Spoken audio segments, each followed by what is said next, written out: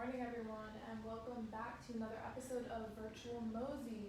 Today, we are going to be talking about the great architect Imhotep, following with our theme of other famous scientists from the past. We're going to be running it way back to the 27th century BC Egypt, where Imhotep was born a peasant. He served the pharaoh Dozier, and despite being born from a lower class than the pharaohs and everyone who was higher ranking in that society, he rose through the top due to his genius nature. So he was a physician, a priest, an astronomer, and many other things. He was a man of many trades, but primarily he was an architect, and that is what he is best known for today. He has also been entitled the first genius, which is a pretty hefty title, I might say, but it's for the many, many things that he contributed to his society that have carried over into our own. So, to be a little more specific, he was a high priest of the sun god Ra, which was a very important god and title for him to hold. He was also the author of the wisdom texts, which was basically a series of little pieces of wisdom that he collected through the years and wanted to share with other people. He also authored some physicians' papers, which were very scientifically accurate for the period and are categorized as ahead of their time by modern historians. He was also, very importantly, the pharaoh's chancellor. The pharaoh Dozier entrusted him with many responsibilities, including building the first pyramid. So, this is what the pyramids of before his time used to look like. Of course, they're not pyramids. The structure here is actually called a mastaba, which means house of eternity. The pharaohs and other high-ranking members of Egyptian society would be buried far beneath this structure in the sand and would be commemorated by this structure. It was a way to signal to society and to the gods their importance, and it was also a way to help them ease into the afterlife. So that's what they used to look like. They used to be made of mud brick, which was basically just dirt and water plastered together, not very structurally sound. And they were also rectangular in shape. And if you know anything about Egypt, you know that these are not really the structures that they're very famous for. That's because there are very, very few of these left. Despite many of them being made around this period, not a lot remain today. So, this is the Pyramid of Dozier. It is the first pyramid ever built in Egypt. It was constructed and designed by Imhotep. As you can see, it has more of the pyramid-like structure that we know of Egyptian buildings today, and it is really constructed of a series of stacking mastabas.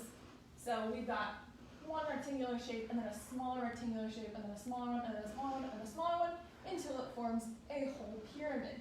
Now, this is actually made of limestone, and the construction material, as well as the pyramid-like design, is the reason why these pyramids were able to last so long, why it stayed in such great shape. This is very similar to what it looked like upon its first construction. So, inside is where things get really neat. So, inside of this structure, there's actually a labyrinth of hallways and vertical shafts and rooms and chambers. This is pretty much the structure that all future pyramids would hold internally. Now, this one is 205 feet tall, making it the largest structure that was ever constructed at the time. So in all of the world, this was going to be the tallest thing around. And the significant part about this pyramid is that this initial design to use the triangle faces and such a robust structure is what inspired future pyramids and also modern building techniques. So, as you can see here, we've got more of the later pyramid designs. They're a little bit pointier, a little bit narrower. They don't exactly have the step formation, but same basic design. That's because it just worked so well that they wanted to iterate upon it. So, if you'd like to come with me to the table, I have a pyramid of our own. So, if you will recall with the mastabas, I was talking about how they had a very rectangular shape, and I don't know if you tuned in for yesterday's virtual MOSI with Catherine on Roebling, who was responsible for overseeing the construction of the Brooklyn Bridge. We talked about these kinds of shapes a little bit and how force affects them. If you'll recall, or if you don't, pause this, head on over to the last video. It would be really helpful for understanding this. If you'll recall, she did a couple of stress tests on these shapes. So she would push down, and if you can see right here, this is already wobbling. And it's not because I didn't glue it well enough or anything to do with the materials used. It's just because this type of structure is not as solid as some other options we have. So the mastabas would be shaped essentially like this. It'd be much larger, of course, but in its basic design, it'd be about this shape. So when we're moving on to the later structures of Egyptian society, or that Egyptian society used, you can see that this triangle or this pyramid shape is far more robust, far more stable. It makes good sense why these structures lasted a lot longer than these ones did. So I have, earlier this morning, constructed a much larger pyramid than just this one. Of course, this is a pyramid, but the neat thing about pyramids is that you can just continually stack small pyramids to make a much larger one. If I wanted to, if I had the resources and the time, I could stack this infinitely tall to the ceiling, to the floor. It could be massive. And actually, here at MOSI, in our idea zone, we use big wooden dowels about this big to form really, really huge structures that usually do reach up to the ceiling of MOSI, right down to the ground. People can climb in them. It's a really neat time. If you haven't been to Idea Zone, come on over, check it out. But we will form much larger versions of this.